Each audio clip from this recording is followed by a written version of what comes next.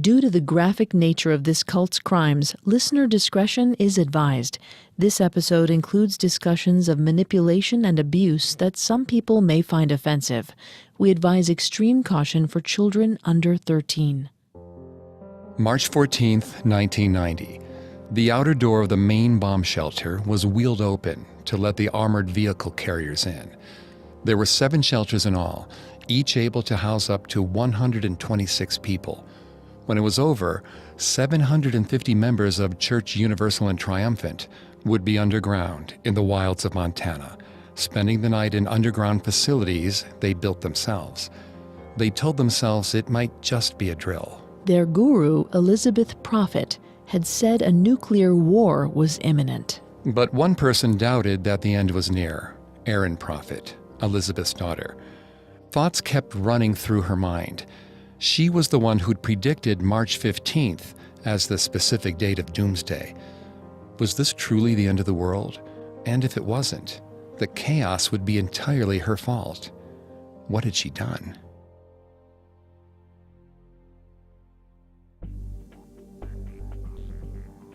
Hi, I'm Greg Polson. And I'm Vanessa Richardson. And this is Cults. Today we're going to continue our deep dive into Church Universal and Triumphant. The church was led by Elizabeth Prophet, a woman who believed she could channel the voices of dead saints, Jesus, and Buddha. You can listen to previous episodes of Cults as well as all of Parcast's other shows wherever you listen to podcasts. A new episode comes out every Tuesday. Everyone always asks us how they can help support the show. And if you enjoy the podcast, the best way to do that is to leave a 5-star review online. You can also find us on Facebook and Instagram as @Parcast and on Twitter @Parcast Network.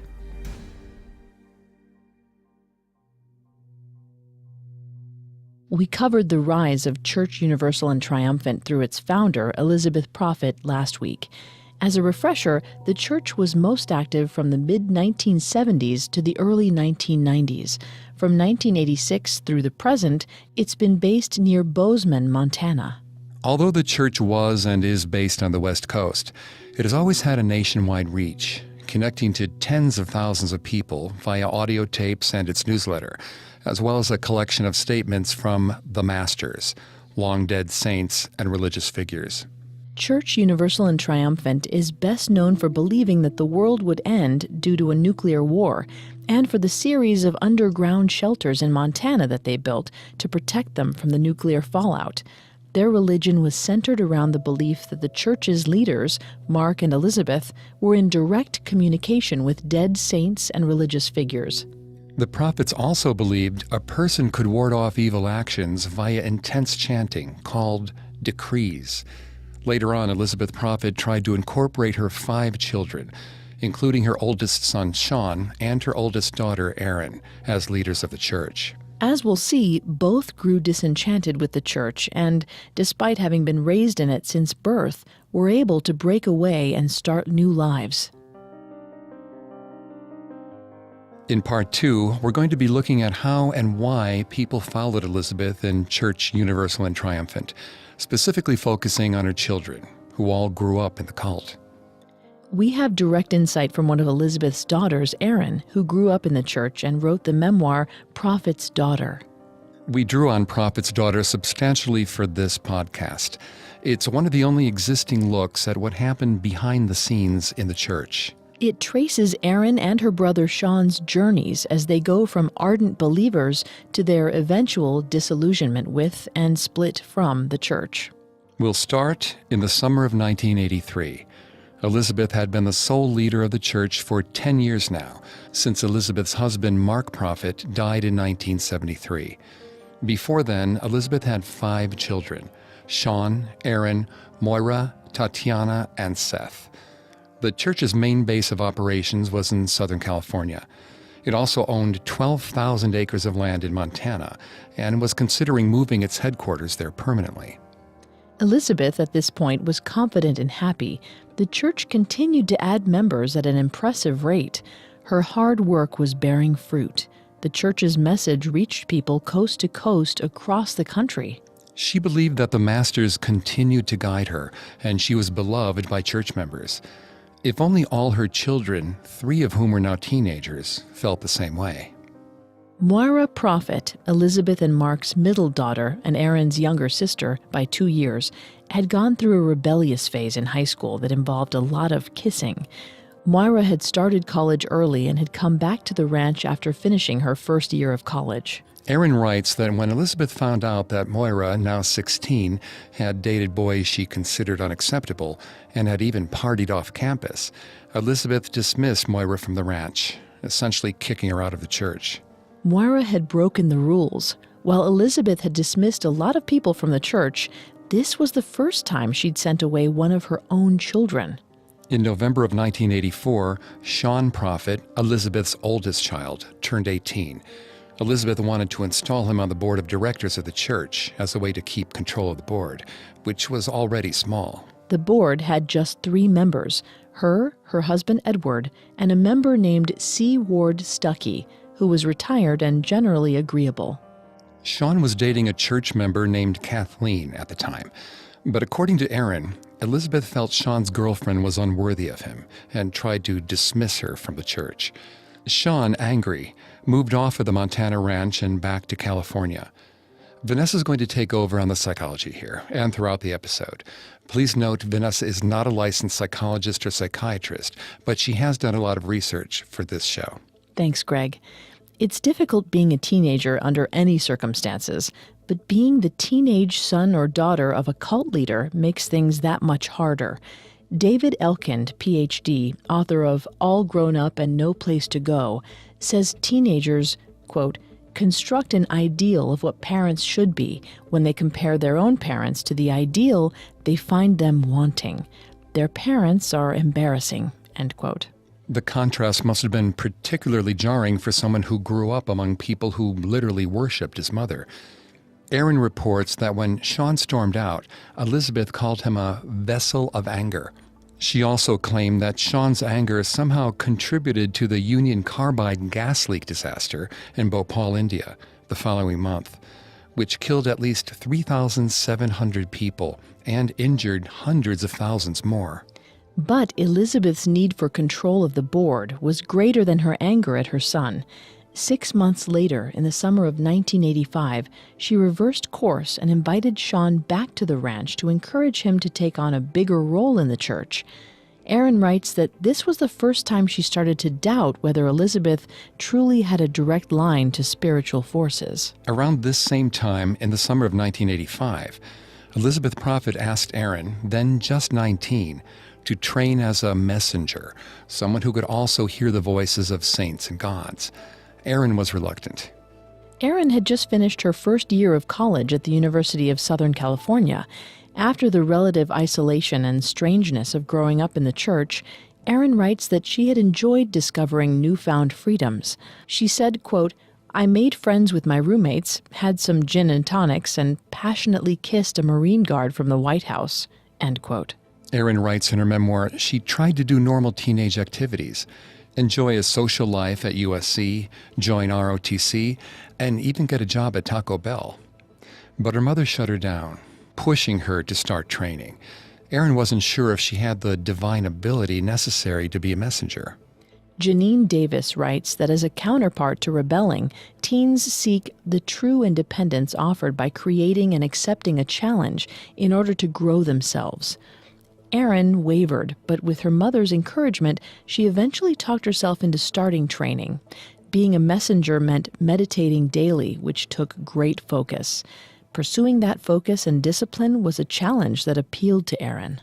But as Aaron was integrated into a leadership position in the church, Elizabeth got jealous, despite the fact that Elizabeth herself had wanted Aaron in that role, encouraged her, and continued to train her.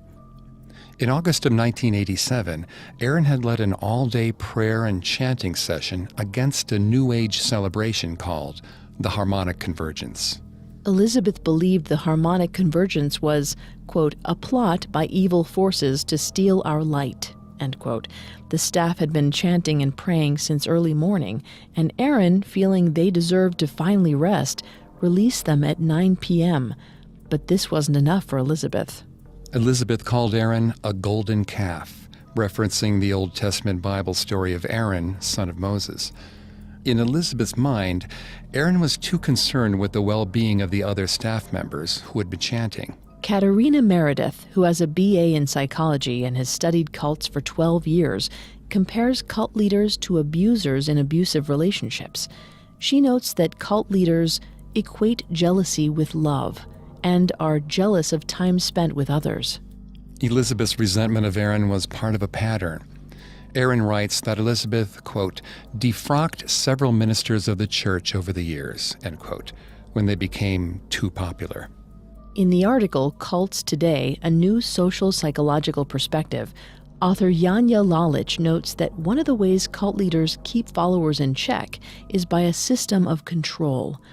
Lalich notes that followers go along with these arbitrary rules because of social pressure from other members, as well as the comfort of the external structure that the cult provides. One aspect of this control manifested in a rule Elizabeth created. Church staff members could only have sex twice a week, and only for 30 minutes at a time, and that they needed to pray both before and after. When Erin, now 22, married her boyfriend Michael that summer in 1987, Elizabeth sought to enforce this rule. She would ask Aaron and Michael if they were obeying the restrictions on sex, telling Aaron that if she had sex too often, her ability to see visions would be compromised. Meanwhile, Elizabeth's visions grew more disturbing. So did Aaron's, egged on by her mother. Aaron writes that she, quote, imagined the ranch as a fortress protected by a dome of light. From night to night, combinations of astral beasts, entities, and fallen angels would attack the walls and dome. End quote. Aaron could not be sure whether the things she imagined were divine visions or not. But because the darker visions were introduced gradually, church members did not question them, nor did they doubt Elizabeth. This was probably due to a number of factors, and Janja Lalich identifies multiple reasons that members would have simply accepted these strange visions. The charismatic authority of the leader, Elizabeth, who was very good both at public speaking and at interacting with the followers one-on-one, would have helped. In addition, the systems of influence in which followers reinforced each other's dedication to the cult and normalized it for others. Although Elizabeth's visions had gotten darker, she never specifically predicted an apocalypse. But in October of 1987, that changed. For the first time, Elizabeth Prophet, channeling the French 1700s nobleman Saint-Germain, predicted that the Soviet Union would launch a nuclear first-strike attack on the United States. In this speech, Elizabeth also channeled the turban-wearing Eastern Master El Morya, who specified that, quote, ere 24 months have passed, this nation must have the capacity to turn back any and all missiles, end quote. In early October of 1987, while in New York, Elizabeth was doing one of her dictations, the parts of her speeches where she claimed to be channeling long-dead saints.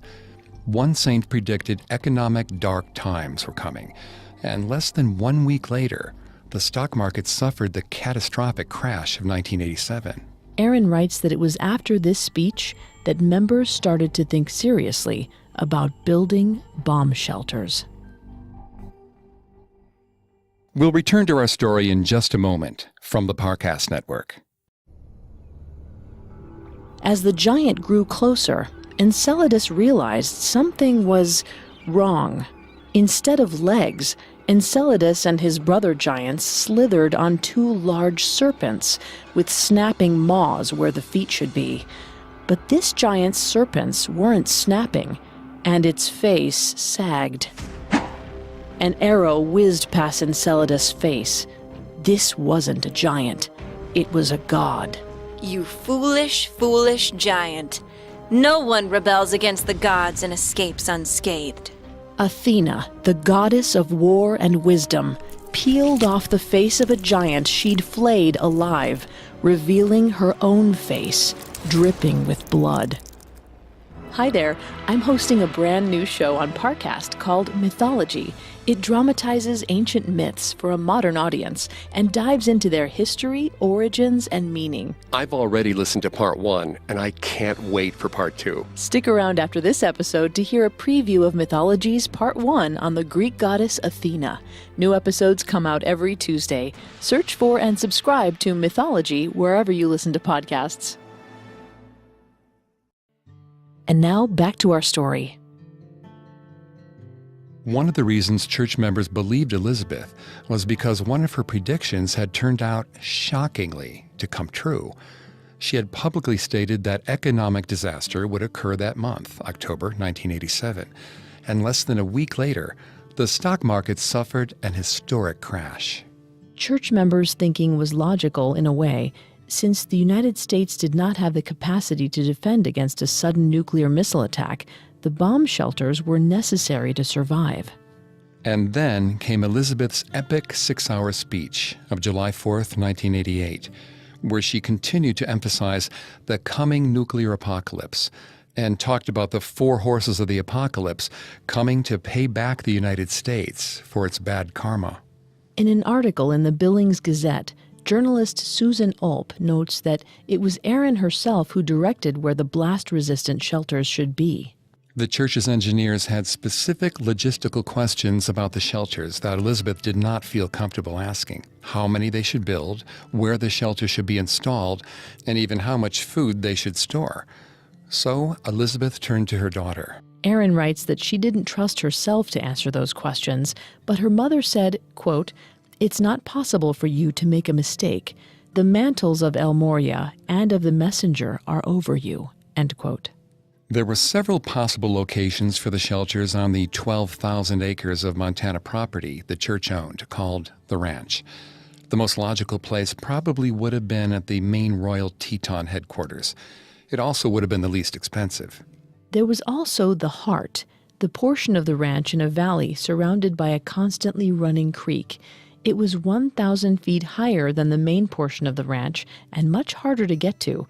Erin, trying to channel El Moria, stated, quote, "We should build 6 shelter complexes in the Heart. Survivability is greater there," end quote. Despite the fact that it would be significantly more expensive and time-consuming to install the shelters at the Heart, everyone went along with it. They believed El Moria had spoken. It's important to note that Erin was not trying to deceive anyone. She didn't gain anything if the shelters were built in a difficult location. She truly felt El Moria might somehow be speaking through her and was trying to work out what would be best long-term for the church. But she was heavily influenced by her mother's firm belief that an apocalypse and the end of civilization were imminent.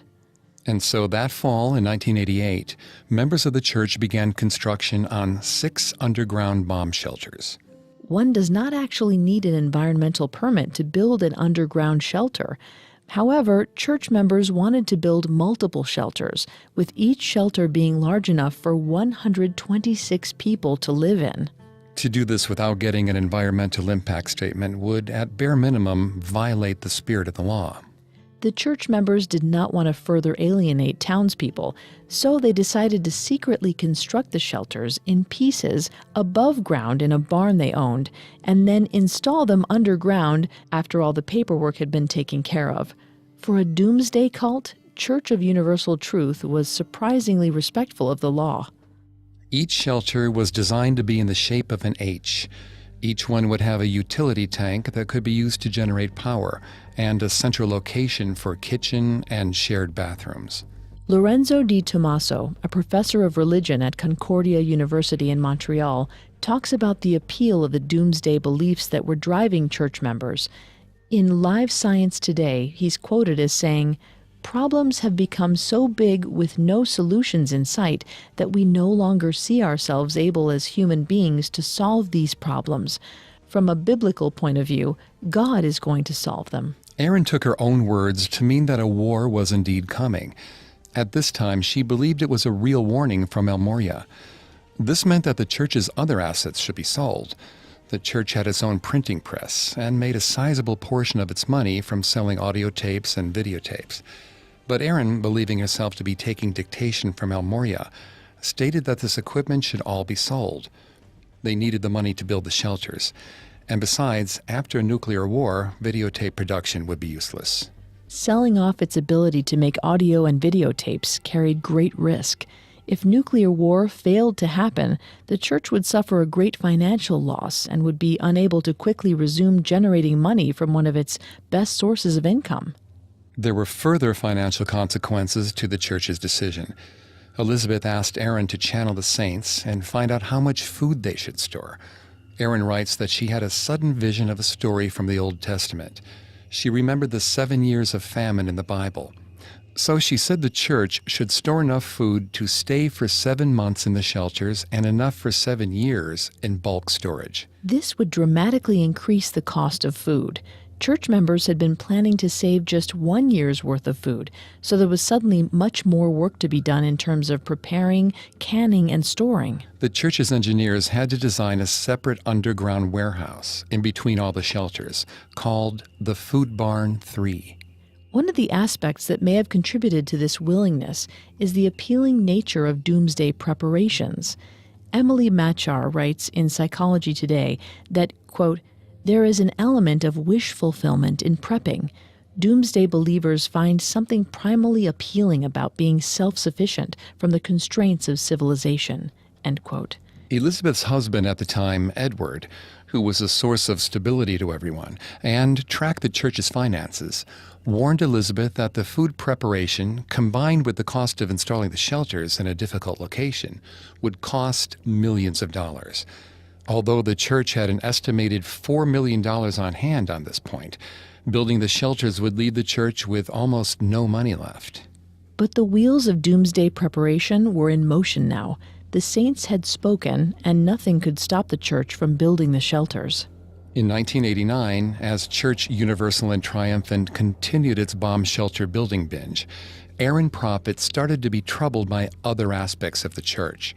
Elizabeth, her mother, and the church's leader, had decided that since the shelters did not have any space for everyone, people who wanted a space would have to become permanent staff. The church, like many cults, had multiple levels of participation. Prophet's daughter has the details. Quote, "Community members did not live on site. Volunteers lived in staff housing but were not paid. Probationary staff lived in staff housing and received $150 a month for their work," end quote. But to become a permanent staff member, you had to hand over all your assets to the church. These people were then officially decreed to be spiritually superior to everyone else and could have private sessions with Elizabeth. Elizabeth had been known to fire permanent staff members and send them away with no warning, or, writes Aaron, quote, "because they developed expensive medical needs," end quote. But most members stayed loyal to her and joined her to help the church build more private shelters. Church Universal and Triumphant had purchased an additional 8,000 acres of land, 15 miles north of its 12,500-acre main ranch, near the town of Chico Hot Springs. The church built houses for its members there and called the subdivision Glastonbury. Glastonbury was named for the town in England that supposedly housed the Holy Grail, and the homes were painted bright green and purple and had streets named after the zodiac, like Aquarius Lane. It generated a culture clash in Glastonbury between the hippie-like church members and the more down-to-earth Montana residents. At the Glastonbury subdivision, there were literally dozens of additional private bomb shelters being built in a variety of different shapes and sizes. Some added basements to their houses. Others built underground concrete domes. Elizabeth had given general approval for people at Glastonbury to build their own shelters, but there was no oversight from church leaders. No one questioned the fact that a nuclear war was coming, and coming within 1 year's time. But construction on the shelters was slow. In July of 1989, when it became clear that the shelters would not be finished by the doomsday date of October 2nd, 1989, Elizabeth asked Aaron for an update. Aaron, trying to access her subconscious and get in touch with the saints, remembered that Elizabeth had always warned her, "Beware the Ides of March." She told her mother that El Moria was giving her a new doomsday date of March 15th, 1990. With Doomsday on March 15th instead of October 2nd, church members would have 5 more months to actually complete and install the shelters.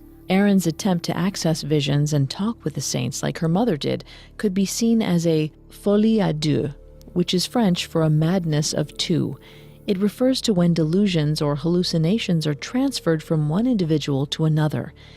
In the Diagnostic and Statistical Manual of Mental Disorders, the folie à deux is known as a shared psychosis. It frequently occurs when two people live close to each other and may be isolated from others. In a given pair of people, a dominant person's belief in a delusion can be strong enough that the other person in the pair can be persuaded that the delusion is real. The preparation work and food storage led naturally to some church members trying to acquire weapons. If civilization was going to break down, the future could get ugly. The church would need weapons to defend against marauding bands who might try to attack their shelters and steal their food and supplies. But some members, indirectly authorized by Elizabeth, went a bit too far in trying to acquire weapons. On July 8, 1989, longtime church member Vernon Hamilton was arrested for trying to buy weapons while using a fake name, which is a felony. Vernon had been trying to buy weapons for the cult. Aaron Prophet confirms that he had been given at least tacit permission to make these purchases by Elizabeth.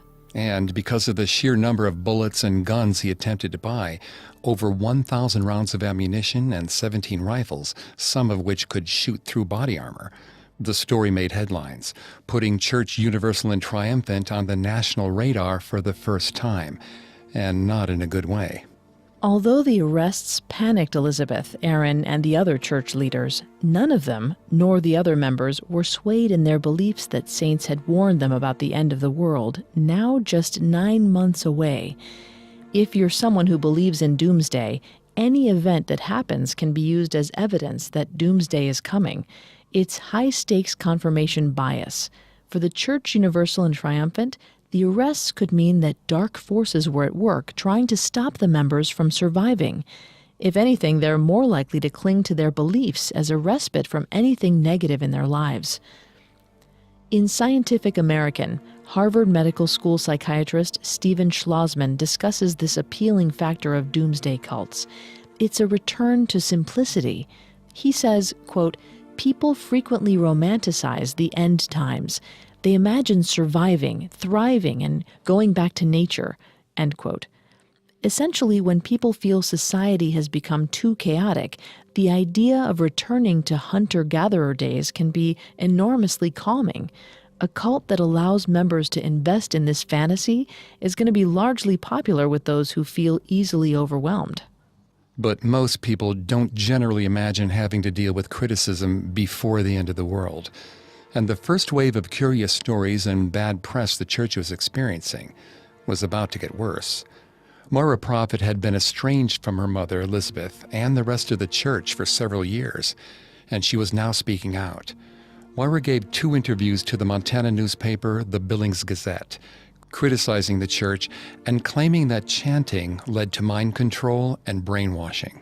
Though there's no scientific evidence to support that particular argument. Some of her criticisms were fair.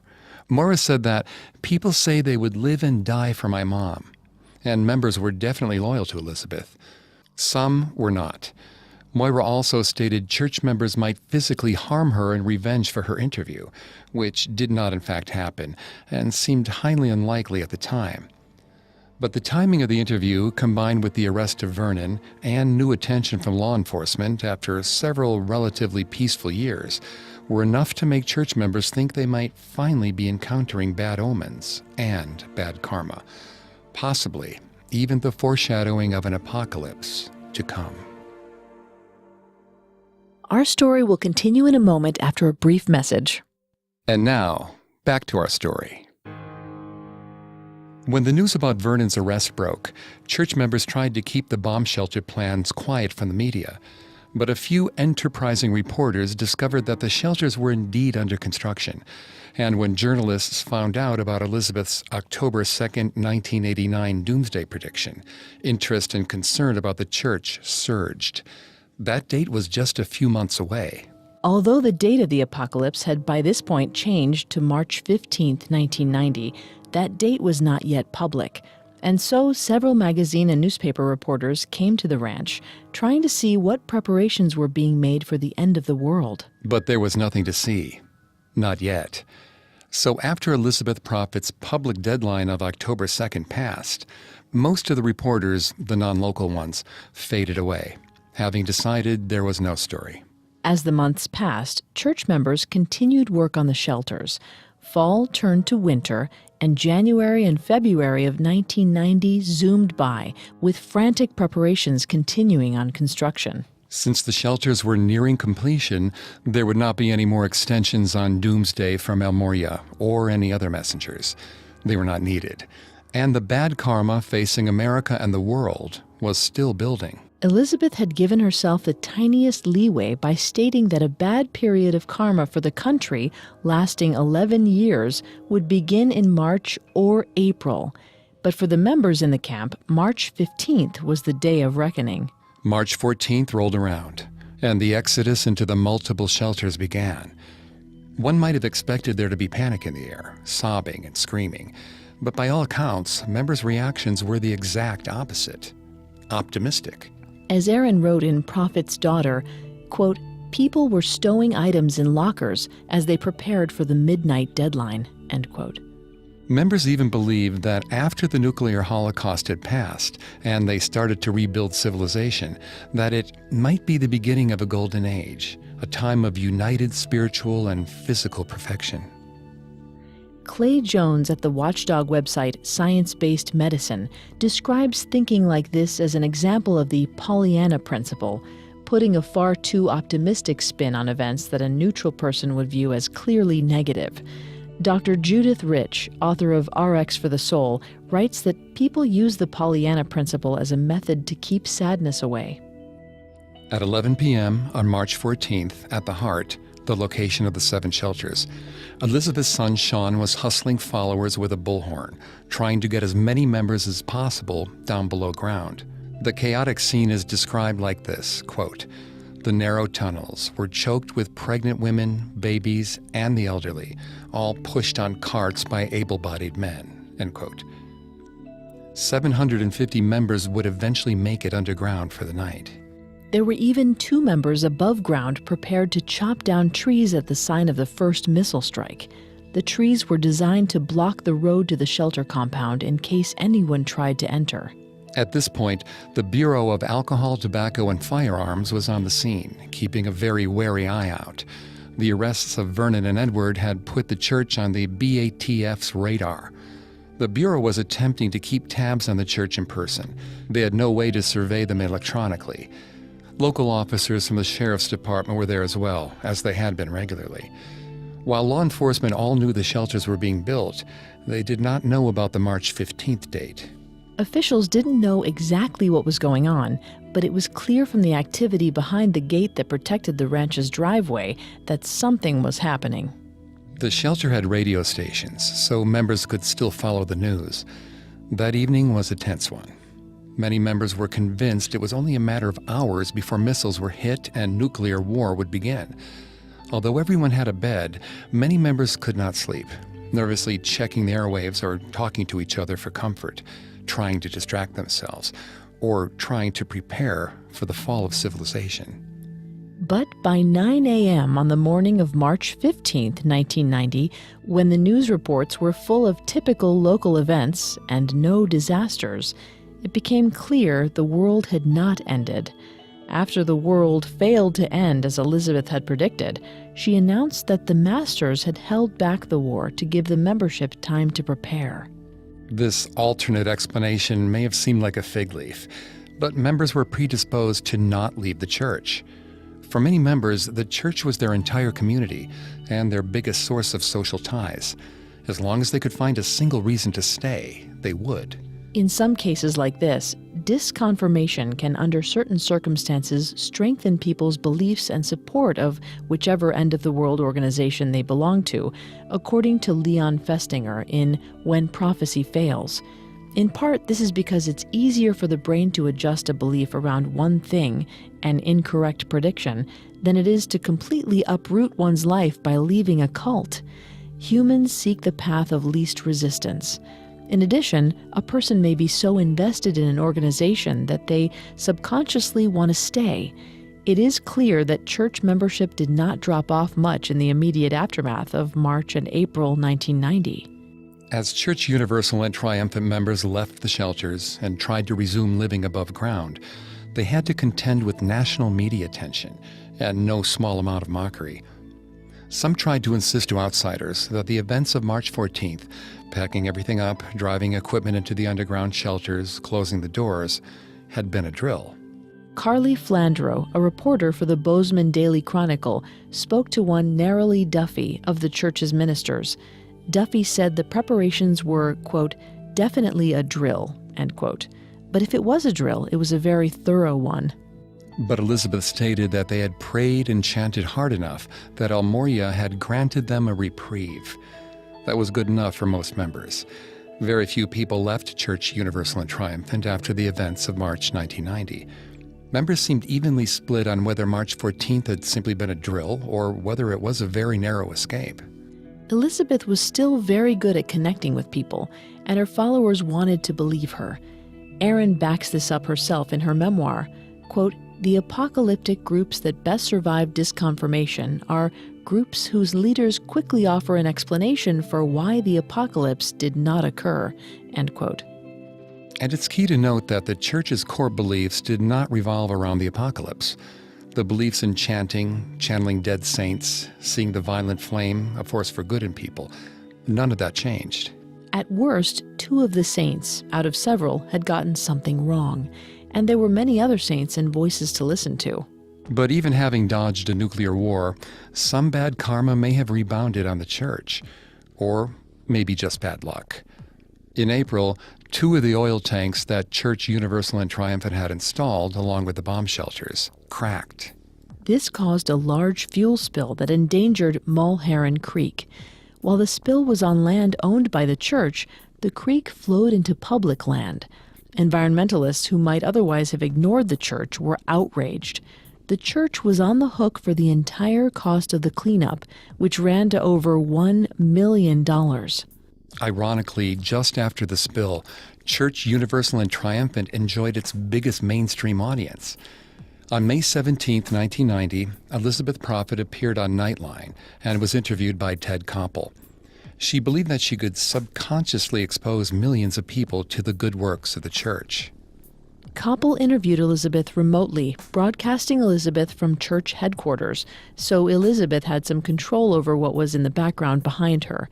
Erin Prophet notes that her mother took special care to put a small decoration called the Chart of the Presence behind her, making sure people would see it. It was a representation of Jesus next to a ball of light. To a non-church member, it might have just looked like a Christmas tree decoration. Although Ted Koppel asked tough questions about her nuclear war predictions, Elizabeth batted them away with ease. She denied that she had given a specific date for the end of the world. This was technically true, albeit barely. As a reminder, Erin was the one who had come up with the March 15th date. Elizabeth seemed to be in denial about the impact of her prophecies on her followers, refusing to recognize that they may have been financially or psychologically harmed by her doomsday predictions. But other than that, she remained impressively unruffled. It's not everyone who can coolly handle Ted Koppel. Though the Ted Koppel interview wasn't a debacle for the church, it wasn't the success members had hoped for. There was no substantial uptick in membership. And eventually, life returned to normal for everyone. The media moved on. Without new members, they faced financial concerns. The church had drained almost its entire funding to build the bomb shelters, $20 million, non-refundable. The church still had millions of dollars worth of gold, though. It had decided that gold would still be useful post-apocalypse, but now it had to sell the gold to stay solvent. And while the church had savings, many of its individual members did not. Several had spent their life savings preparing for doomsday and were now hurting. Erin Prophet, by this point, was feeling sympathetic towards those people. She writes about reading their letters and asking her mother to help them. But Elizabeth Prophet was resolute and could not admit to the slightest mistake. She told Erin to stop her sympathy and insisted that she hadn't explicitly told anyone to build bomb shelters. She had just been encouraging people to use common sense safety measures. Elizabeth's behavior here is a good example of narcissism, a failure to empathize with others. But what made it possible for Erin to break away and start feeling sympathetic for these people? Erin had clearly developed the ability to think critically.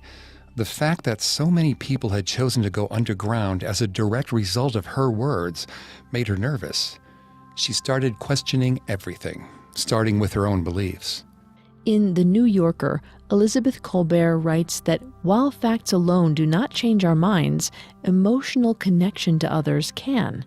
Erin's connection to her brother, Sean, himself a skeptic of the church, and to the members of the church who had been harmed by the doomsday belief, helped her start to pull away from its teachings. But Erin and other members didn't fully pull away just yet. They liked the aspects of the cult that were closer to a normal religion, the community, the rituals, and the social connection. It wasn't until the economic recession of 1992 that members really drifted from the cult. Around this time, in the summer of 1992, Erin had talked about her doubts in her abilities and her mother's management of the church with her husband, Michael. He shared his doubts about Elizabeth, and Erin listened. They began to talk seriously about leaving the church. And then Elizabeth Prophet dropped a bombshell on her children. Driven by a desire to cleanse herself, she confessed to having an affair with her second husband, Randall King, while her first husband, Mark Prophet, was still alive. Erin realized she'd had to obey rules around sex her mother hadn't even followed. After a series of conversations with Michael, Erin Prophet would officially resign from the church in January of 1993. Erin told herself it was a temporary absence at the time. But while she would return to the grounds to see her mother, and while she was occasionally tempted to try to access the messengers again, she never rejoined. At first, Elizabeth Prophet did not take her daughter's resignation well. Erin writes that her mother suddenly discovered that Elizabeth herself had been the ancient Egyptian Queen Nefertiti in a past life, and that her daughter, Erin, had been her murderer. Erin showed great courage in leaving the church. She had been born into it, and still had access to substantial power as essentially the right hand of her mother. Most members liked and respected Erin, and with her brother Sean, she was one of the two heirs apparent to take over the church when her mother stepped down. She had to abandon any future leadership position in the church and the security that came with it, leave the community she'd known her entire life, and take a leap into the unknown. Erin's willingness to accept difficult truths would have helped make it easier for her to leave the church. After leaving, Erin reconnected with her younger sister, Moira, who had been officially estranged from the family for 4 years. All 5 Prophet siblings remain in contact to this day. The New York Times Magazine reported around this time that Elizabeth Prophet was still claiming the end of the world might come, but the church, looking at its financial needs, began to sell off its land. Elizabeth and other members may have been laboring under a sunk cost fallacy, which is the belief that you've put so much effort into a belief or a set of actions that you can't change now because of the sheer amount of energy you've put in. David McRaney, in his book, You Are Not So Smart, describes it as, quote, "The more you invest in something, the harder it becomes to abandon it," end quote. In 1996, 6 years after the end of the world failed to come, Elizabeth stepped down from the church leadership. She was 58, and an illness was manifesting itself. Elizabeth had always been great at remembering people's names, but now she would forget them. She'd become confused about dates and appointments. She would later be diagnosed with early-onset Alzheimer's. As a result of Elizabeth's illness and reduced role, church members had the opportunity to find someone new to serve as president. They chose Gilbert Clairbeau, a management consultant originally from Belgium. Gilbert immediately set about figuring out how to make the church more mainstream, Fewer doomsday predictions, more concentration on community. He instituted some actual corporate guidance that the church would have to abide by. The fact that Church Universal and Triumphant survives today is probably due in part to the decision to hire him. His mainstreaming efforts and the church's ability to follow his suggestions seem to have contributed. Elizabeth Prophet died from complications due to Alzheimer's on October 16, 2009. It had been 11 years since she had led the church. By that point, her children had either significantly reduced their involvement with the Church Universal and Triumphant or left it outright. Erin was in the midst of writing her memoir, Prophet's Daughter, and Elizabeth's son Sean had moved to L.A. and had been publicly critical of the church. But although Church Universal and Triumphant's official membership has declined, it not only still exists, but is actively rebranded to make itself more accessible. There are no more doomsday predictions, no more talk of bomb shelters or apocalypse, and the church is using the internet to spread its message further. To the extent that a cult can tame itself, it seems Church Universal and Triumphant has. And there must be something here we can learn from this case and apply to other cults. Even though most of its membership thought the end of the world was coming and went underground into bomb shelters, no violence broke out. And when everyone realized that the world would continue, there was no mass suicide. Although many suffered substantial financial losses, people were able to pick themselves back up and move on with their lives. Why was disaster averted in this specific case? In part, it was Elizabeth herself. While she did seek and enjoy power, she truly did seem to have her members' best interests at heart, however misguided her actions were. In addition, while the church partially isolated its membership, it never sought to fully control them. The church had rules, but it never tried to cut itself off from outsiders completely. It always kept one foot planted in the real world. Whatever Elizabeth's flaws may have been, she clearly raised her children to be independent in some fundamental ways, and it's that independence that may have averted a worse disaster. So many stories of cults end with murder, suicide, terror, and mass arrests. This is one of the very few that seems to have found some balance.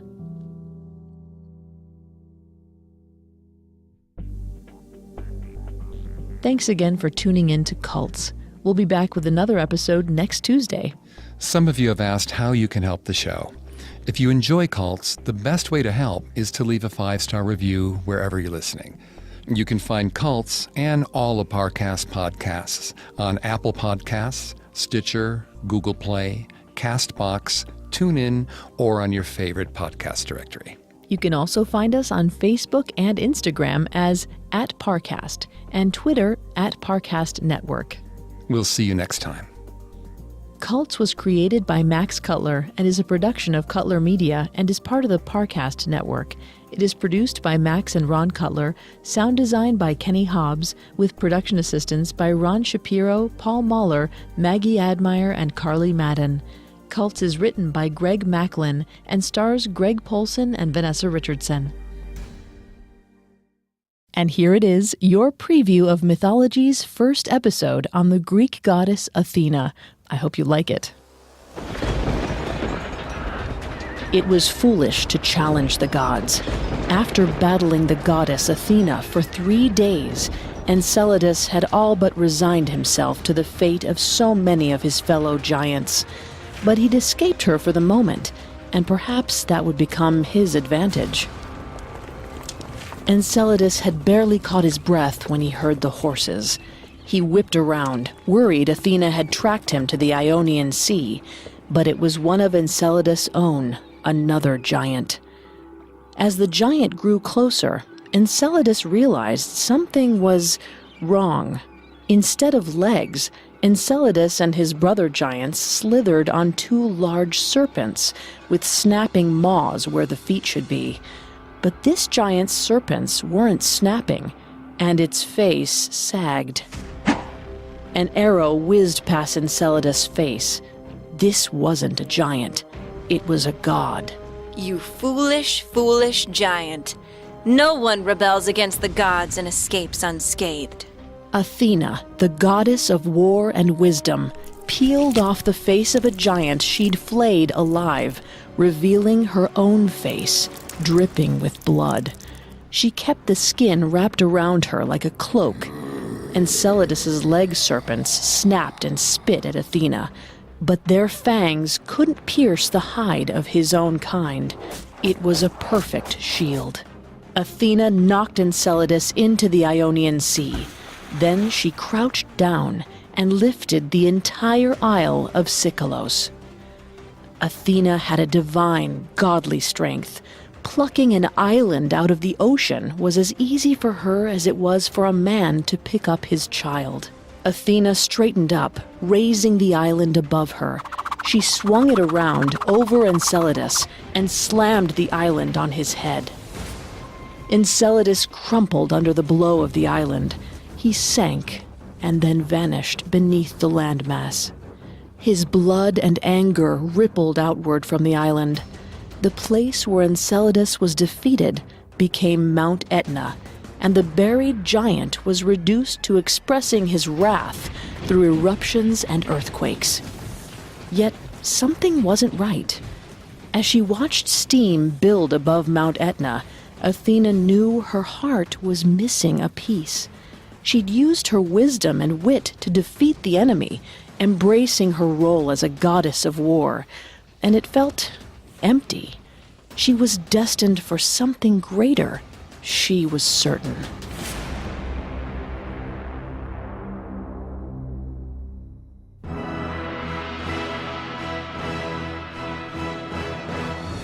Welcome to Mythology on the Parcast Network.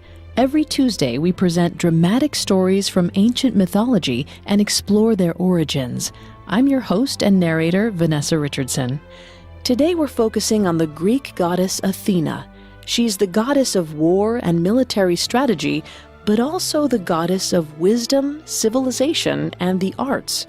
In her mythology, she's caught between who she is and who she wants to be. New episodes of Mythology release every Tuesday, and you can find us and all of Parcast's podcasts wherever you listen to podcasts. At Parcast, we are grateful for you, our listeners. You allow us to do what we love. Let us know how we're doing. Reach out on Facebook and Instagram at Parcast and Twitter at Parcast Network. And if you enjoy today's episode, the best way to help us is to leave a 5-star review wherever you're listening. It really does help us. We also now have merchandise. Head to parcast.com/merch for more information. Something to note in these episodes, all Greek myths have many versions and variations. We've selected those we felt are the most dramatic and entertaining, and supplemented them with additional research into Greek traditions. Additionally, each Greek myth takes place in a wide expanded universe. While we'll cover some major myths of Athena over the next few episodes, this won't be her only appearance in the podcast. Goddess of the arts and of war, Athena exhibits a dichotomy in Greek culture. She's a woman warrior in a culture where women didn't go to war, and a household goddess who vowed to never be a lover or a mother. Athena is masculine, feminine, and something greater than both. She's a goddess for everyone, and a goddess for no one. Ancient Greek society had clear gender roles, treating women as second-class citizens. But Athena exists outside that construct. She'll skin a giant alive and then go weave a tapestry. She's as apt to teach men gardening and pottery as she is to help them slay their enemies. Unlike her half-brother and rival, Ares, the war god, Athena approaches war with logic and meditation.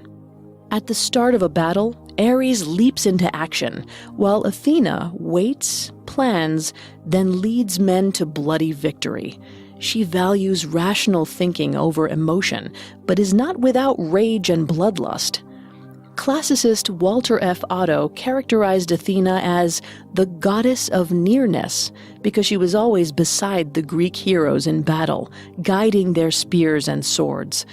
She is, like all Greek gods, a killer, However, Athena prefers to change errant humans into other forms, doling out punishments while preserving life.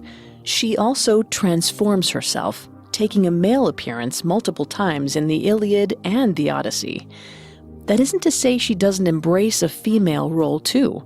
In today's myths, the building of the Palladium, the judgment of Paris, and the story of Arachne, Athena strives to be recognized as feminine, and this may be the hardest battle the goddess of war has ever fought.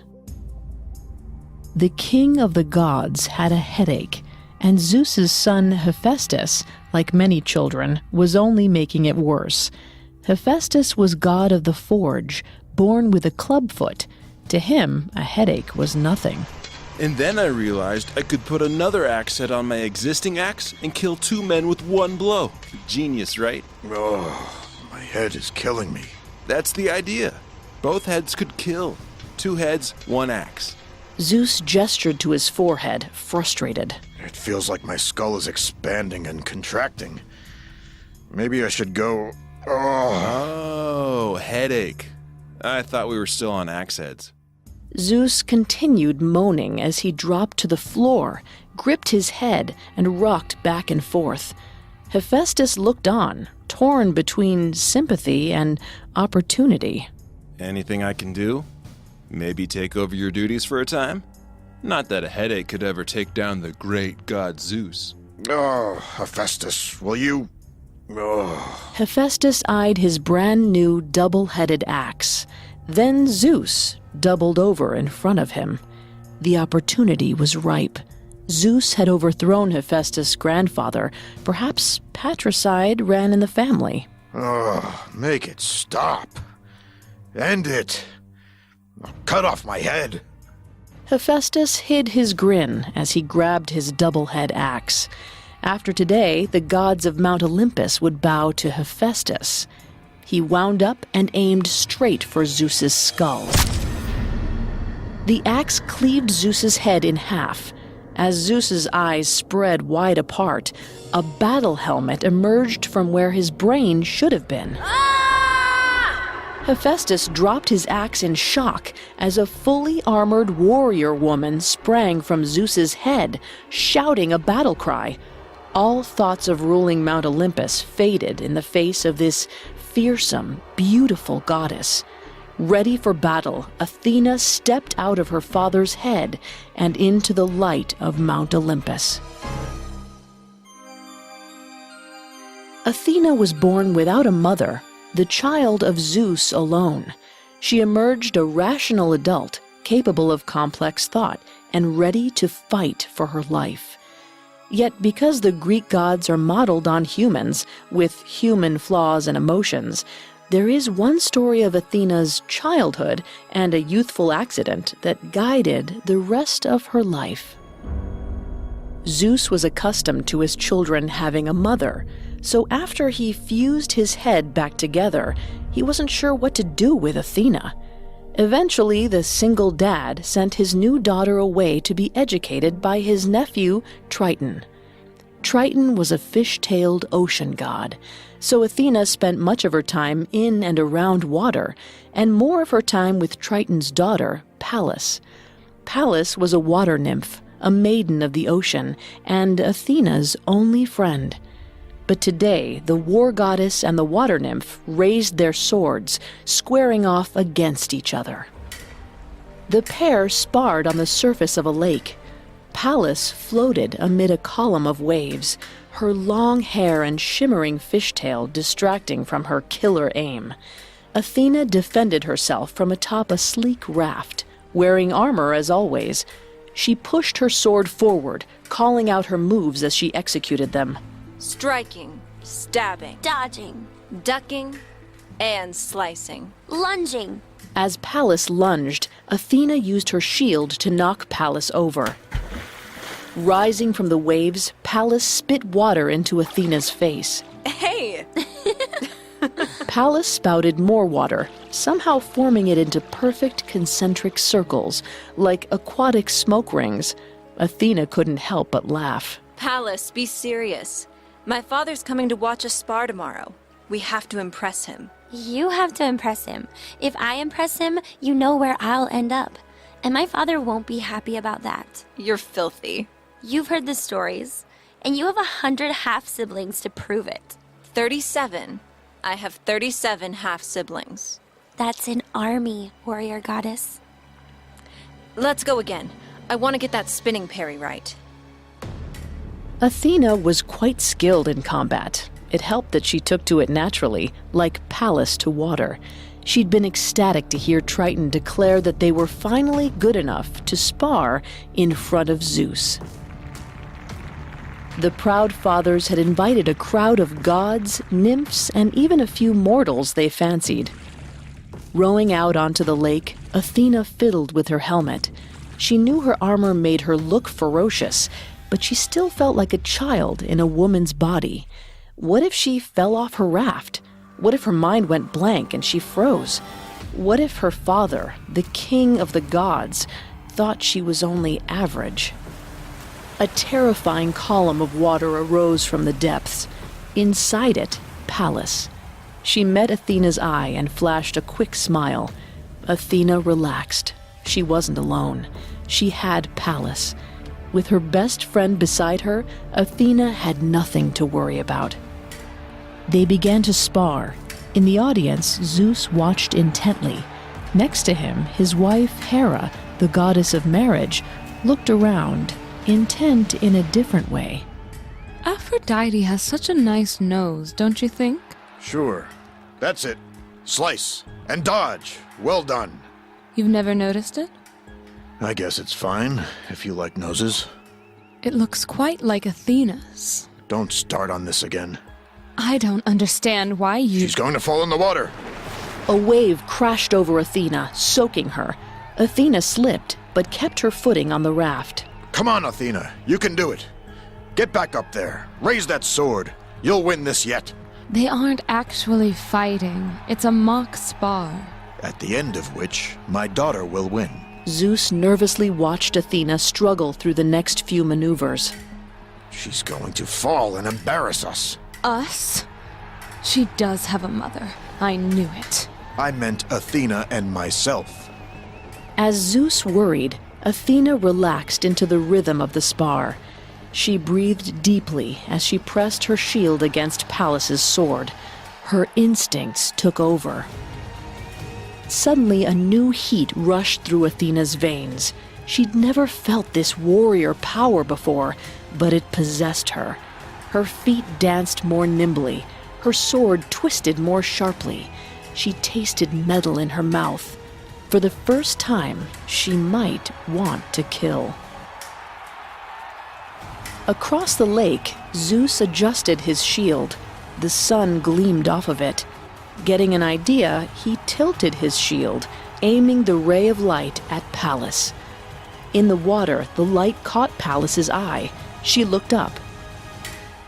Meanwhile, Athena stabbed toward Pallas's heart, a final flourish. The perfectly executed move she was born for. This was her gift, combat. Athena lunged, expecting Pallas to dodge as they had rehearsed.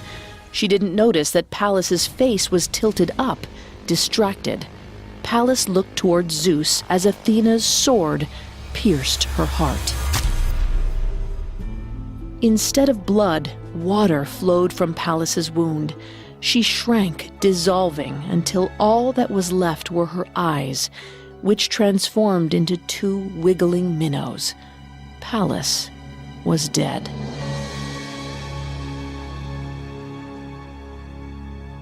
If you enjoyed listening to this preview of our episode on Athena and want to hear the rest of it, search and subscribe to Mythology wherever you listen to podcasts. New episodes release every Tuesday.